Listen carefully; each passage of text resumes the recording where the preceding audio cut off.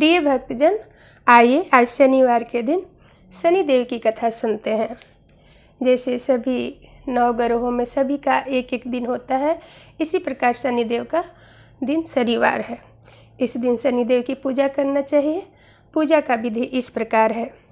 इस दिन शनिदेव की पूजा होती है। काला तिल, काला वस्त्र, तेल, उड़द शनि को बहुत प्रिय है, इसलिए उनके द्वारा शनि की पूजा की जाती है।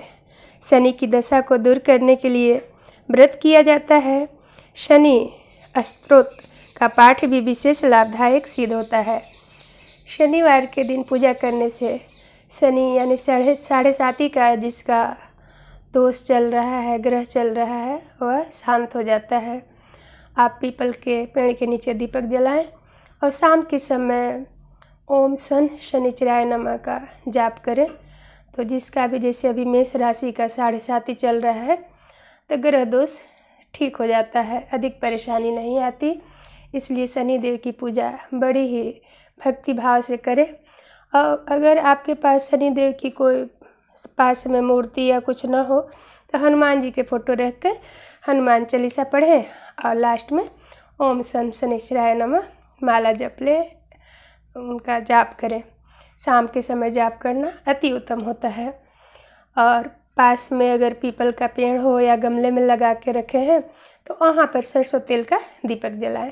बोलिए शनिदेव भगवान की जय हो। प्रिय भक्तजन, आइए शनिदेव की कथा सुनते हैं। एक समय सूर्य, चंद्रमा, मंगल, बुध, बृहस्पति, शुक्र, शनि, राहु और केतु इन ग्रहों में आपस में झगड़ा हो गया कि हम सब में से बड़ा कौन है। सब अपने आप को बड़ा कहते थे। जब आपस में कोई निश्चय न हो सका तो सब के सब आपस में झगड़ते हुए इंद्र के पास गए और कहने लगे कि आप सब देवताओं के राजा हो, इसलिए आप हमारा न्याय करके बताओ कि हम 9 ग्रहों में सबसे बड़ा कौन है। राजा इंद्र इनका प्रश्न सुनकर घबरा गए। कहने लगे कि मुझ में यह सामर्थ्य नहीं है जो किसी को बड़ा या छोटा बताऊं। मैं अपने मुख से कुछ भी नहीं कर सकता। हाँ, एक उपाय है, बता सकता हूँ। इस समय पृथ्वी पर राजा विक्रमादित्य दूसरों के दुखों का निवारण करने वाले हैं, वही तुम्हारे दुखों का निवारण करेंगे। ऐसा वचन सुनकर सभी ग्रह देवता चलकर भूलोक के राजा विक्रमादित्य की सभा में जाकर उपस्थित हुए और अपना प्रश्न राजा के सामने रखा। राजा उनकी बात सुनकर बड़ी चिंता में पड़ गए कि मैं अपने मुख से किसको बड़ा और किसका छोटा बताऊं। जिसको छोटा बतलाऊंगा वही क्रोध करेगा। परंतु उनका झगड़ा निपटाने के लिए एक उपाय सोचा। उन्होंने सोना, चांदी, कांसा, पीतल, शीशा, रांगा, जास्ता, अब्रक और लोहा 9 धातुओं के 9 आसन बनाए। देखिए 9 ग्रह हैं, उनके अपने अपने दिन भी हैं, अपने अपने आसन भी हैं, धातु, और उनके 9 ग्रहों के 9 पेड़ भी हैं जो मैं बाद में कभी बताऊंगी आप सबको। 9 आसन बनवाए। सब आसनों को क्रम से जैसा सोना सबसे पहले, लोहा सबसे पीछे बिछाए गए।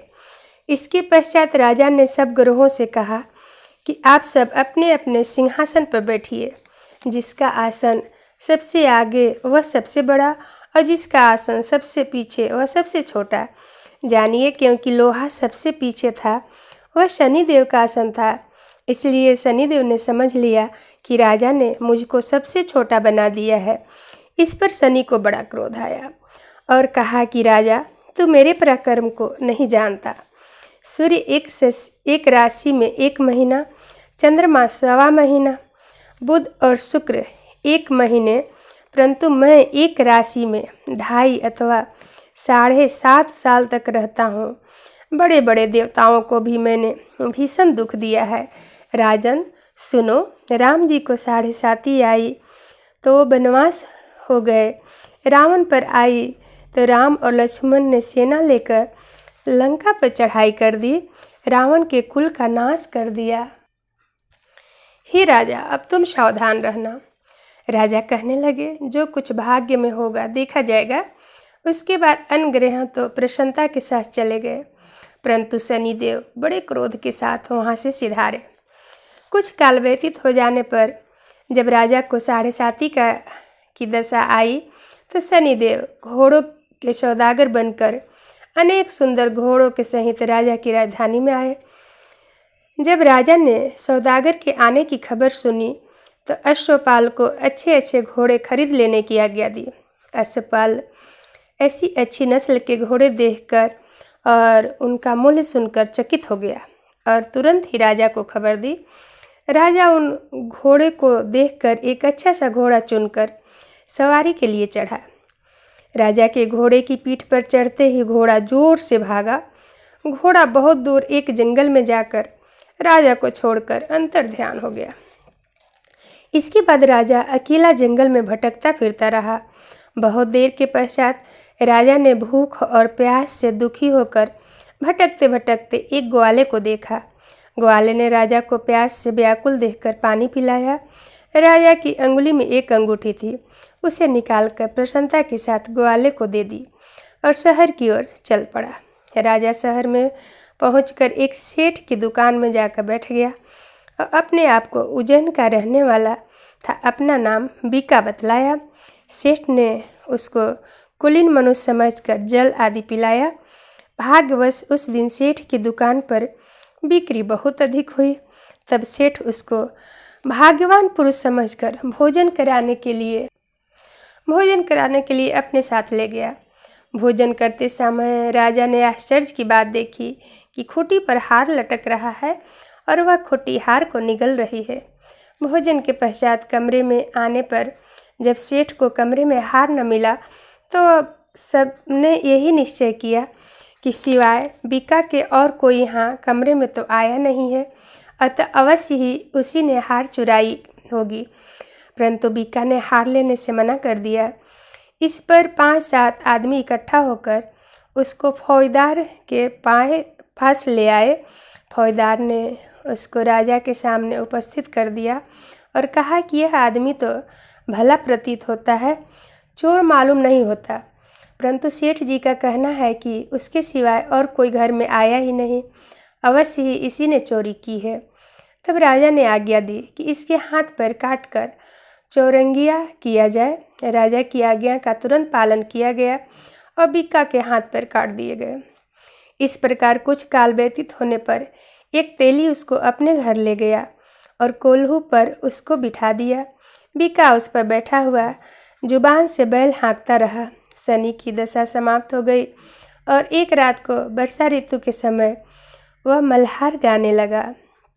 उसका गाना सुनकर उस शहर के राजा की कन्या उस राग पर मोहित हो गई और दासी की खबर लेने को भेजा कि शहर में कौन गाना गा रहा है।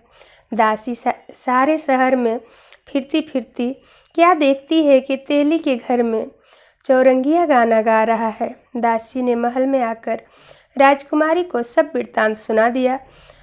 बस उसी क्षण राजकुमारी ने अपने मन में यह प्रण कर लिया कि चाहे कुछ भी हो इस चौरंगिया के साथ विवाह करूंगी। प्रातःकाल होते ही जब दासी ने राजकुमारी को जगाना चाहा तो राजकुमारी अनशन व्रत लेकर पड़ी रही।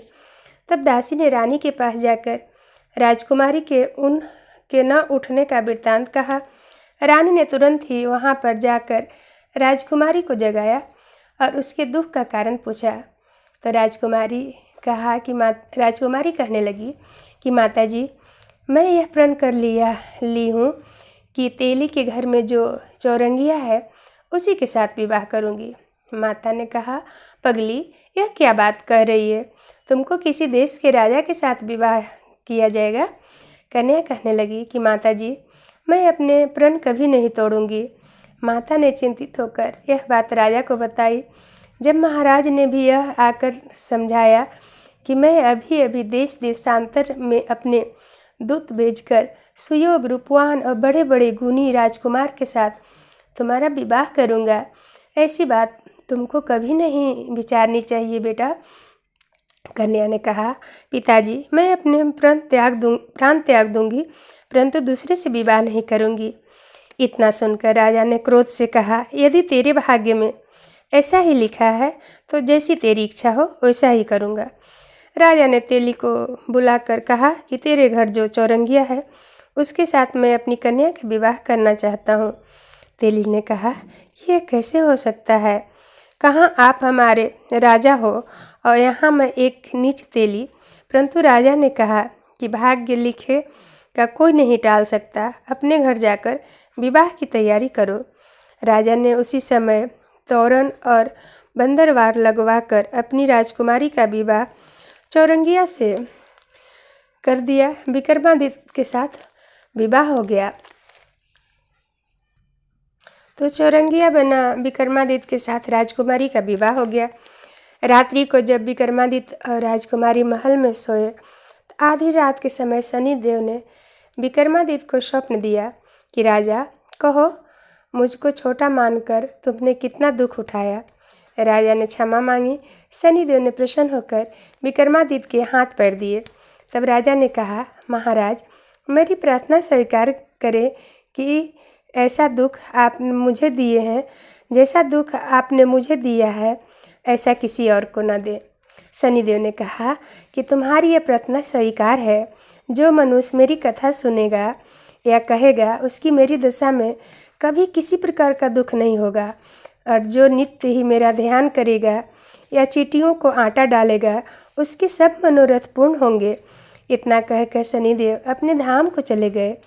राजकुमारी की आंख खुली तो उसने राजा के हाथ पांव सही सलामत देखे तो आश्चर्य की ठिकाना न रहा।